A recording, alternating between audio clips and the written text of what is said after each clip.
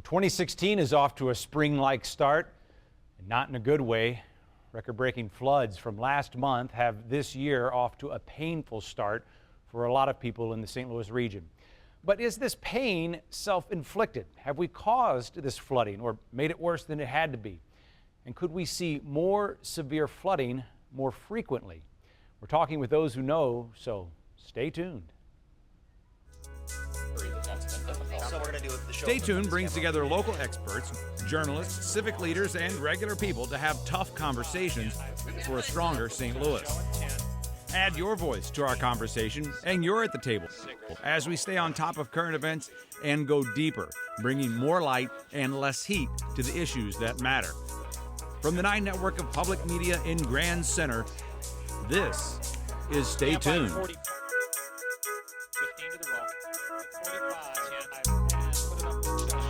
The damage in dollars has yet to be totaled, but there's no doubt December 2015 broke a lot of weather records. We know flooding is blamed for more than 24 deaths in Missouri and Illinois. And it's estimated in the St. Louis region alone, floodwater damaged more than 7,000 homes and businesses, leaving behind 500,000 tons of debris. All from flooding that many thought couldn't happen. Not on this scale. We just couldn't see how it could possibly happen. It's like...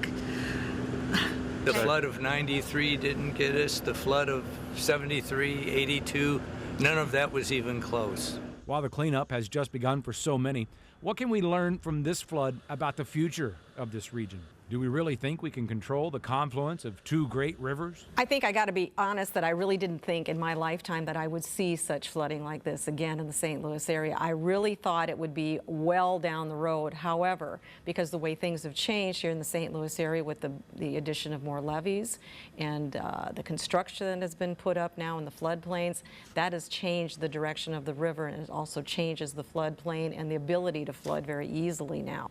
We can't put our heads in the sand and think that it won't happen again. Even in the Chesterfield Valley, you think those levees will hold? Probably not.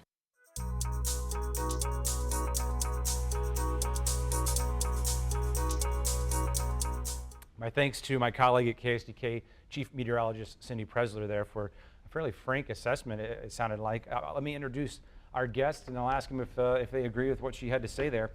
Russell Everett, hydrologist with the U.S. Army Corps of Engineers, St. Louis. Thanks for being here. Mark Fuchs, hydrologist with the National Weather Service. Good to see you again. We rely on you from time to time at KSDK. The mayor, who has been very busy from Eureka, Mayor Kevin Coffey, thanks for being here with us. And then Tony Messenger, columnist for the St. Louis Post-Dispatch. Tony, I'll start with you because you wrote a column in the last few days that had a lot of people talking about this. Tell us, who inspired the column you wrote about this flooding and kind of what he was warning us of? The column was inspired primarily by Dr. Bob Criss, who's a professor at Washington University, who is somebody that I've met and talked to a lot over the last few years as I've researched river issues, and is sort of an expert on, well, he's not sort of an expert, he is a national expert on the flow of rivers and how they have changed over the years because of all of the management things that we have done to rivers, sometimes to try to deal with flooding, sometimes to try to deal with navigation, often just in dealing with development, like building new levees so that we can have multi-billion-dollar commercial developments. And what Dr. Criss says, and what most of the experts that I've talked to say, is that the kind of flooding that we had over the last month is something we should expect a little bit more often, that we can't just say it's only going to be a 100-year flood and a 500-year flood, because those numbers are now meaningless in terms of how climate change has changed, but also what we as citizens of the world have done to change how our rivers, specifically the Missouri and the Mississippi, flow. I'll pose to the hydrologist at the table. Mark, I mean, does that ring true with you? I mean, we used to call, I think we called the 93 flood a 500-year flood, and it didn't take but a couple of decades to outpace it. Sure, and when you look at that terminology, which we've changed too, because it's really a misnomer, that 100-year, the 500-year event, because people start thinking, well, won't happen. We had our 100-year flood, we're not going to have to worry for another 100 years, which is totally incorrect. may not see another flood like that for 200 or 300 years, or we may see one like that next week. I mean, we've gone more to a terminology of annual exceedance probability, AEPs, and it's a little more scientific, but it's a little more to the point as well. Each year, what we call a 100-year flood really means that in any given year, we have a 1% chance of getting to that level or above that level. So do you think we'll see them more frequently, and do you think our development has anything to do with it, our levee system? Well, you know, when you look at the Merrimack flood that we just got through, really, clearly the worst flooding in the St. Louis area was because of the Merrimack. 95% of that basin has no levees at all. The only significant levee there that I know about is the one at Valley Park. And granted, that's a big one, and it probably displaces some water a little higher in that immediate vicinity. But did that affect the folks down at Eureka? Did it affect the folks, you know, even down toward Fenton or Arnold? Probably not. Mayor, how'd you see this flood? Put it in perspective for us. Well, our town's been laid out for 150 years, and we have people that we had water that we'd never seen before. There was no recorded history, 3 feet more than recorded history, which is very odd. Typically, you'll see a record get broken by about a foot or half a foot. Being broken by over 3 feet is, we need to know what the new norm is. Has something changed? Has there been areas that have been filled in just along tributaries and creeks to get them out of floodplain? And where does that fill come from? In a lot of cases, I believe it comes from outside the floodplain. Just as the future goes on, we'd like to see something where when you fill an area, it should be soil or material that comes out of that area so that you're not changing the amount of flood storage. So you're not necessarily concerned about the multi-billion-dollar development Tony's talking about, or the new outlet mall, or different things. You're talking about even small changes upriver from you or upstream from you. Have they had an impact? And just a few inches difference makes a large impact on homes. If we'd had a foot lower on this, the damage would have been minimized. But that extra foot is really what sent it over the top to damage a lot of homes and businesses to an extent that we've never seen.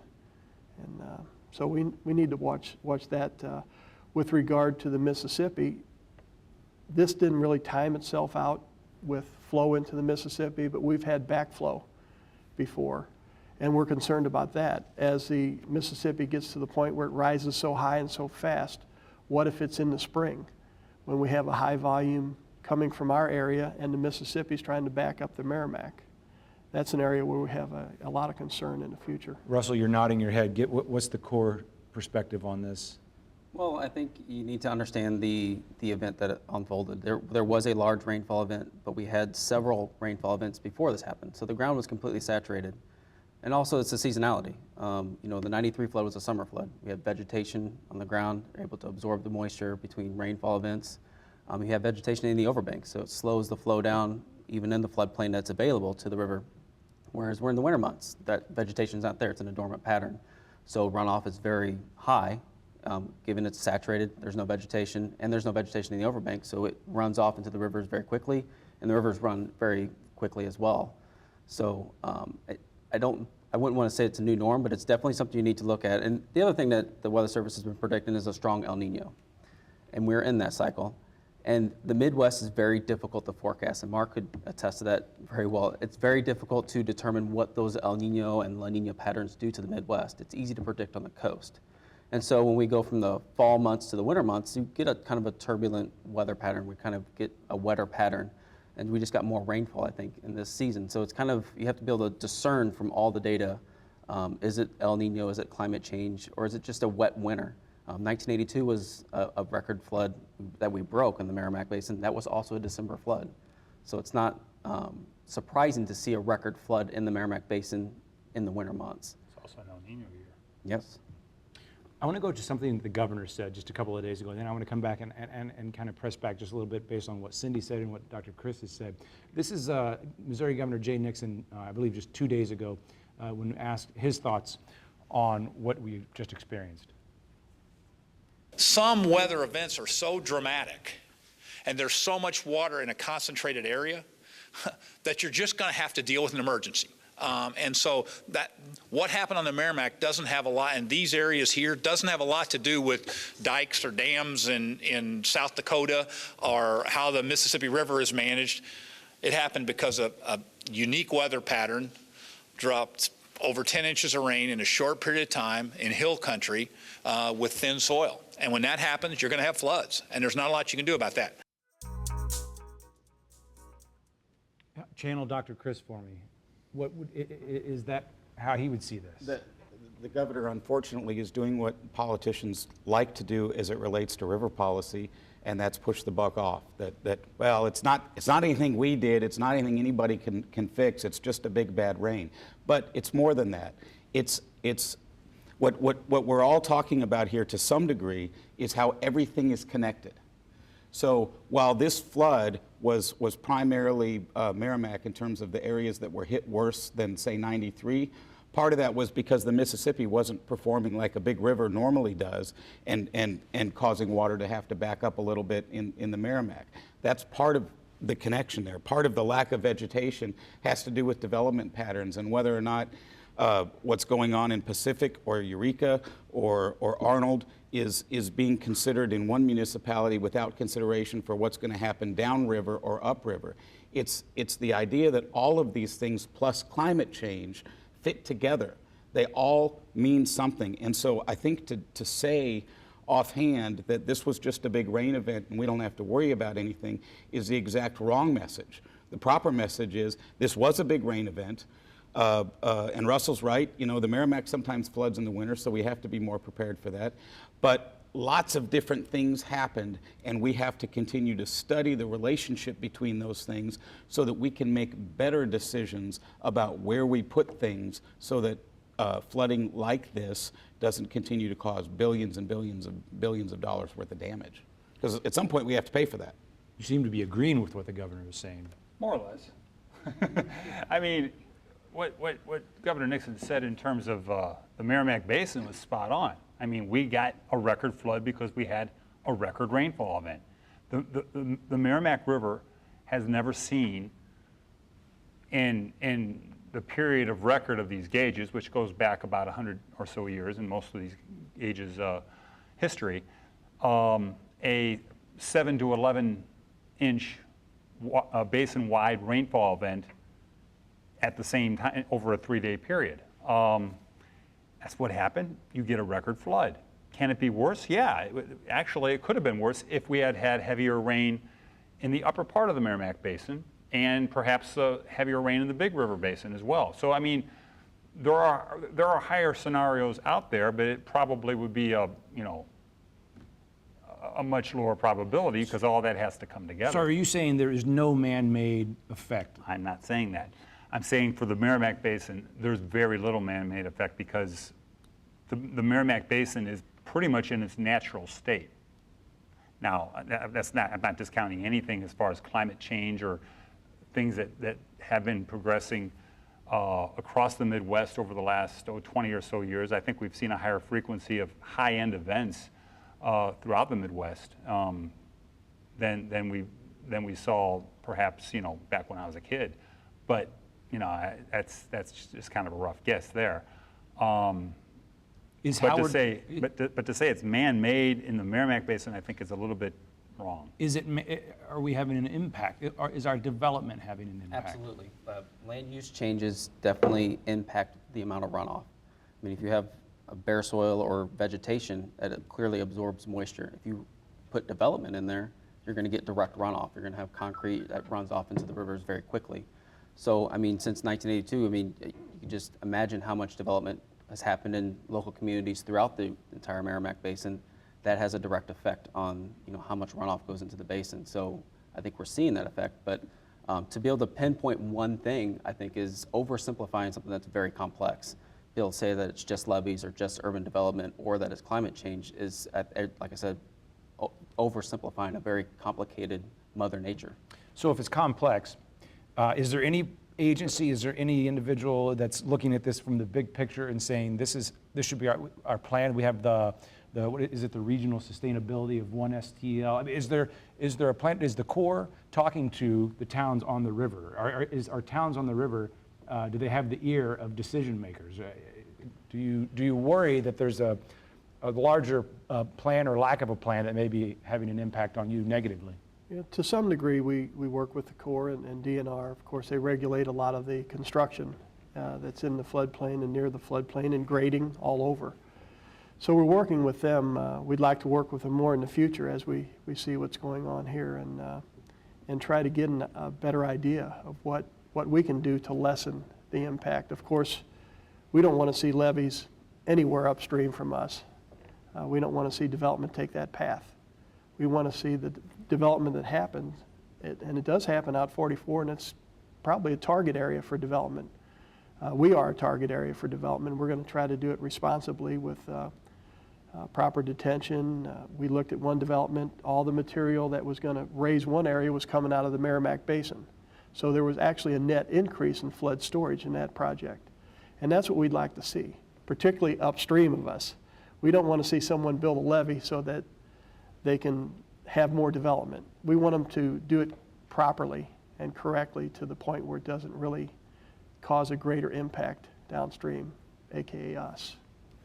Talk about the Missouri. I mean, do you worry about, Cindy mentioned it's entirely not out of the realm of possibilities that the billions of dollars in development in the Chesterfield Valley could someday be bailed out by tax money. Well, levees are designed to a certain height, and so there are floods that are always larger than what we designed them to. So levees are typically like our last line of defense. That's once the water's in the river, there's not much you can do. So levees are there to keep water in the river out of areas that you don't want them. There's industry. If you go over to the Illinois side, you have the refineries, you have steel mills, you have communities, you have businesses. Same thing on the Missouri side. That's typically the last line of defense. So normally we try to do, you have NCRS that tries to manage the runoff and cropland. Then we have flood control reservoirs. We try to manage as much runoff into our flood control reservoirs as possible. So if you go upstream of St. Louis, you have Mark Twain Lake. We're trying to manage flood control discharges there. We held back for the flood there. If you go over to the Illinois side, we have like Shelbyville, Carlisle Lake, and they held back critical flood control storage that we're actually now just starting to evacuate. And we knocked off several feet down at Chester, Cape, and the Cairo area that would have easily overtopped those levees down there. So. Another way this flood was different than 1982 or 1993, social media played a pretty big role in how people were getting the word out and talking about what was happening to them. And it also was a part of our Twitter chat this week. So let's hear what you had to say about flood. As far as Twitter conversations go around recent weather patterns and flooding, Tuesday night's Stay Tuned Twitter chat was just a drop in the bucket. Pardon the pun. On New Year's Eve, the hashtag STLFlood was trending for about 9 hours as people scrambled to save their belongings, and the first images were shared across social media. Smartphone footage and photos were shared across Facebook, Instagram, and Twitter, including that of Rockwood School District Superintendent Eric Knost. He shared a few pictures around Eureka High School's campus showing the extent of the flooding, but also the sandbagging efforts to save the school building. Calls to provide aid for those affected by the flood came shortly after, from where to pick up supplies to assistance for homeowners. Twitter user FootClan Soldier worried that the aid might not make it to all those in need. During the Stay Tuned Twitter chat, Tim Dollarhide of Eureka shared his personal story of the flood. He said, "My family farm got hit pretty hard by this flood. My parents' house, my sister's house, and my house were all severely damaged. My sister and her husband and 2 kids lost everything they owned. My house was completely swept off the foundation and ended up in a nearby field. I'm just lucky we were able to get out safely." When we asked Tim what he would tell others to better prepare for any other upcoming floods, he suggested to check the NOAA website for water level predictions when the river looks high. Most don't know to. Tim's experience has put things into perspective. He says, in the end, it's all just stuff. What matters most is our family and friends and that we're all safe. Want to be a part of our next chat? Follow us on Twitter at StayTunedSTL and join the conversation on Tuesday nights at 8 p.m. with the hashtag StayTunedSTL.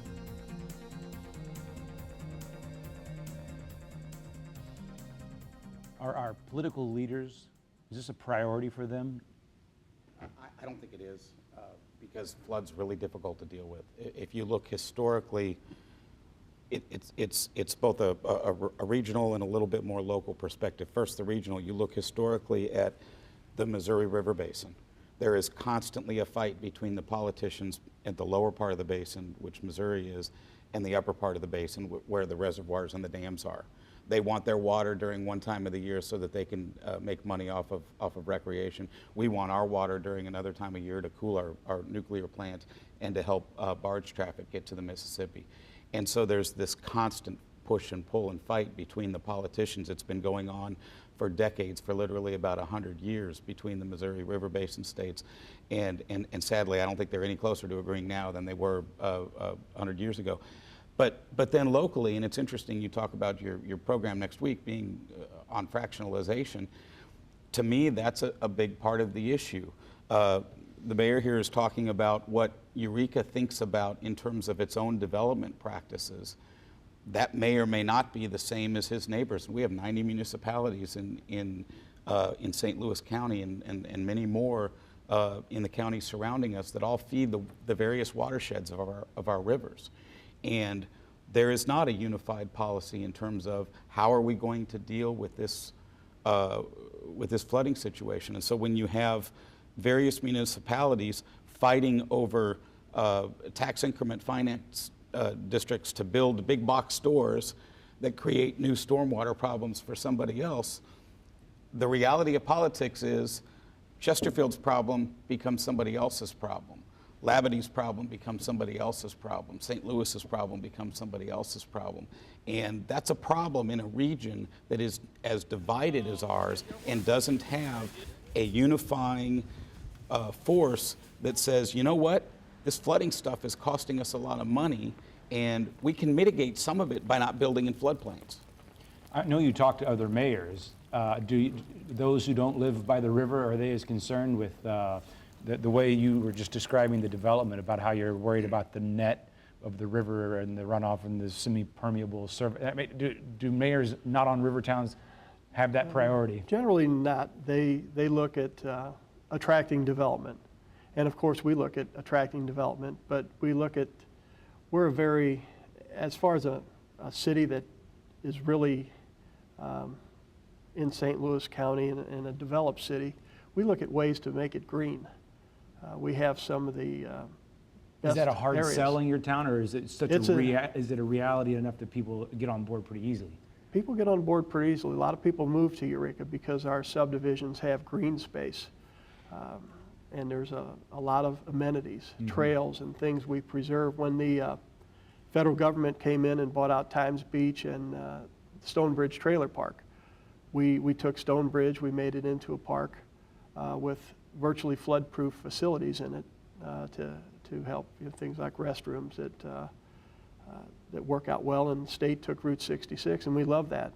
This time it made a huge difference. There would have been hundreds of homes underwater to the roof lines. It's where, in fact, where 44 flood at this time is where Times Beach is, and it was about 3 feet deeper. And what caused the loss of 600 homes before could have caused the loss of life.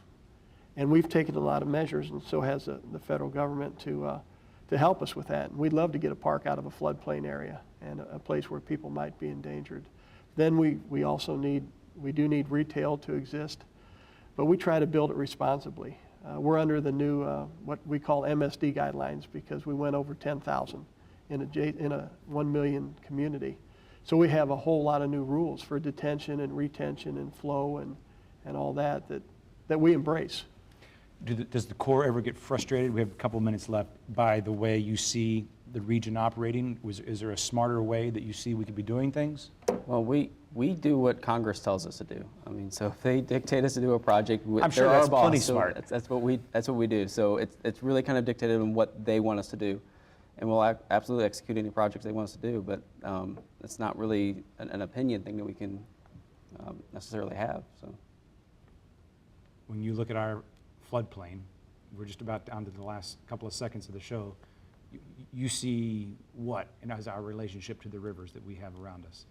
Are we managing this poorly, appropriately, somewhere in between?